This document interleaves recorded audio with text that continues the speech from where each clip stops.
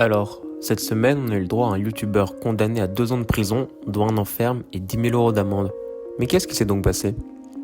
Après la plainte de plusieurs hommes et femmes pour harcèlement en ligne, Marvel Fitness, un youtubeur musculation et fitness, s'est vu demander à comparaître au tribunal pour harcèlement en ligne. Les accusations vont d'extraits vidéo dans lesquels des injures, menaces et moqueries seraient présentes. Certains montages photos à l'égard de personnes tierces seraient également ressortis.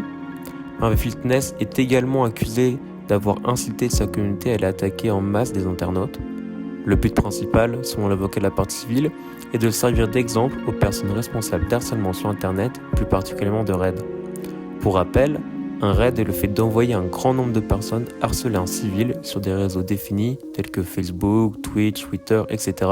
sous forme de grosses vagues. Ces accusations et le procès ont donc résulté ce 21 septembre à la condamnation du youtubeur Marvel Fitness à, on le rappelle, 2 ans de prison, dont 1 an ferme et 10 000 euros d'amende. Marvel Fitness, quant à lui, dément les accusations et parle plutôt de drama, de repos mal interprétés ou sortis de leur contexte. Ce dernier se définit lui-même victime de harcèlement et racisme en ligne.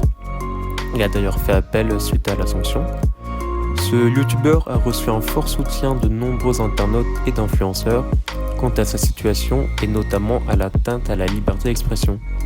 Alors, ce qui est sûr, c'est que je n'ai pas les connaissances en droit pour savoir si la sanction est juste ou non. De plus, savoir si Marvel Fitness est coupable de ces accusations n'est en rien dans mes compétences. Cependant, je vous laisse quelques liens dans la description pour pouvoir vous faire votre propre avis. La moralité de cette histoire, c'est que le harcèlement sur Internet est un véritable fléau. Il est fortement ressorti cette année avec le suicide de la jeune catcheuse japonaise Hana Kimura à l'âge de 22 ans suite à du harcèlement. Il est totalement puéril, inutile, inhumain que de s'acharner sur quelqu'un sur Internet ou dans la vraie vie. Bien au contraire, la beauté de cette plateforme est la mixité de personnalités, d'avis et d'échanges que l'on peut en tirer. Alors n'oublions jamais, respectons-nous les uns les autres, poussons-nous vers les hauts, because we can be do what we want to be do, comme dirait Monsieur François Hollande. Bisous.